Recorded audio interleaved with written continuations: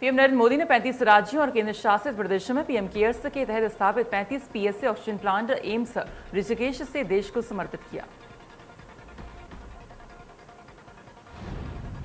PM Modi ने अपने संबोधन में कहा कि हर भारतवासी के लिए गर्व की बात है कि कोरोना वैक्सीन की 93 करोड़ डोज लग चुकी हैं।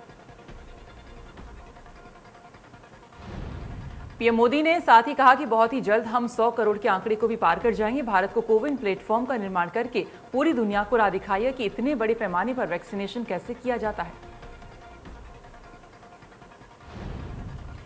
सीएम योगी आदित्यनाथ ने नेशनल T20 दिव्यांग टूर्नामेंट में विजेता खिलाड़ियों को किया सम्मानित। कहा, दिव्यांगजनों ने अपनी दिव्यांगता को कभी अपनी मंजिल के आगे नहीं आने दिया। बीजेपी की नई राष्ट्रीय कार्यकारिणी का ऐलान। वरुण गांधी, विनय कटियार, मेनका गांधी बाहर। किसान आंदोलन के दौरान वरुण गांधी ने किया था किसानों का समर्थन। लखनऊ में बीजेपी शिक्षण संस्थान प्रकोष्ठ की बैठक। 15 जिलों से आए कार्यकर्ता बैठक में हुए शामिल। बीजेपी के मिशन यूपी विजय का दिया गया मंत्र। लखीमपुर खीरी पहुंचे सपा मुखिया अखिलेश यादव ने मृतक किसानों के परिजनों से की मुलाकात। कहा, जब तक पीड़ित परिवार को न्याय नहीं मिलेगा संघर्ष जारी रहेगा। दिल्ली के यूपी सदन और यूपी भवन समेत यूपी सरकार के 9 अतिथि भवनों के बदले नाम। यूपी सदन का नाम यूपी सदन त्रिवेणी और यूपी भवन का नाम यूपी भवन संगम किया गया। लखीमपुर खीरी हिंसा की जांच करेंगे हाईकोर्ट के रिटायर्ड जज प्रदीप श्रीवास्तव। 2 महीनों में जांच करके सौंपेंगे रिपोर्ट। 9 सितंबर को रिटायर हुए हैं प्रदीप श्रीवास्तव। लखीमपुर हिंसा मामले में बड़ी कार्रवाई। पुलिस ने 2 आरोपियों को किया गिरफ्तार। आशीष पांडे और लवकुश राणा गिरफ्तार। धर्मांतरण मामले में यूपी एटीएस का बड़ा खुलासा। मोहम्मद कलीम को विदेशों से मिली 20 करोड़ से ज्यादा की रकम। उमर गौतम के साथ मिलकर 17 सालों से करा रहा धर्मांतरण। हर धर्मांतरण पर कलीम को विदेशों से मिलता था इनाम।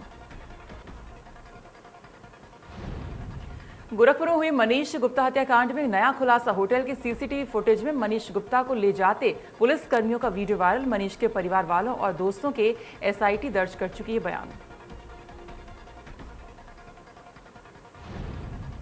बाराबंकी में एक सड़क हादसा हो गया। यहां देवा इलाके में बबुरी गांव के पास एक टूरिस्ट बस और ट्रक की आमने सामने से टक्कर हो गई है। बाराबंकी हादसे में 9 यात्रियों की मौके पर ही मौत हो गई, जबकि 27 घायल हो गए हैं और इनमें से कई गंभीर हैं।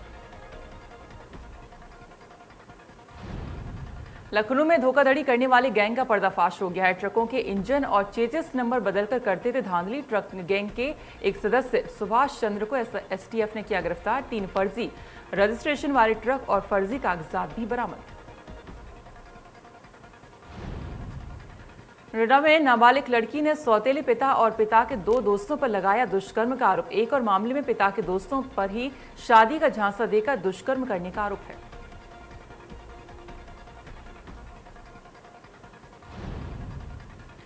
सीतापुर में राहुल गांधी और प्रियंका गांधी के खिलाफ होर्डिंग्स लगाई गई हैं। होर्डिंग्स में लिखा है, नहीं चाहिए सहानुभूति। 1984 दंगों से रिलेटेड शब्दों का भी इस्तेमाल किया गया है।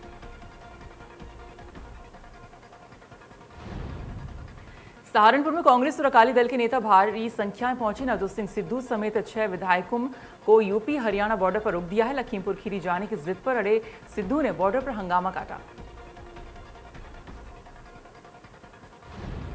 सीएम योगी आदित्यनाथ ने ऊर्जा राज्य मंत्री से नहीं लिया मोमेंटो और शॉल। मंत्री रमाशंकर सिंह पटेल को सीएम योगी ने वापस लौटाया शॉल। तेजी से वायरल हो रहा है वीडियो।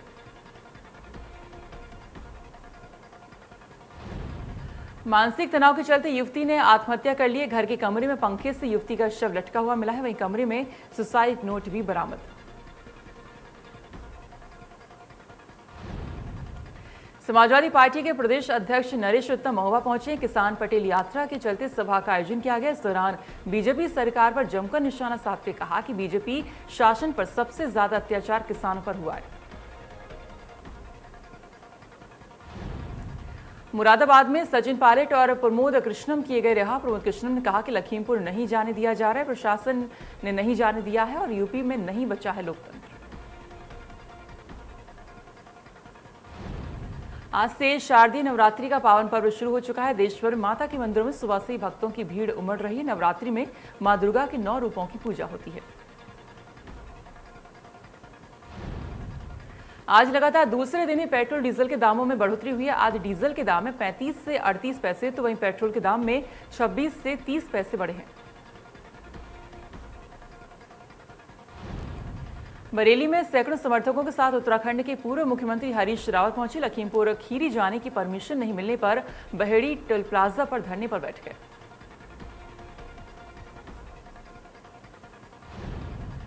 पीएम के दौरे को कांग्रेस उपाध्यक्ष सूर्यकांत धस्माना का तंज। कहा, राज्य के लिए पीएम ने नहीं दिया कोई पैकेज, डबल इंजन की सरकार ने प्रदेश की जनता से किए झूठे वादे।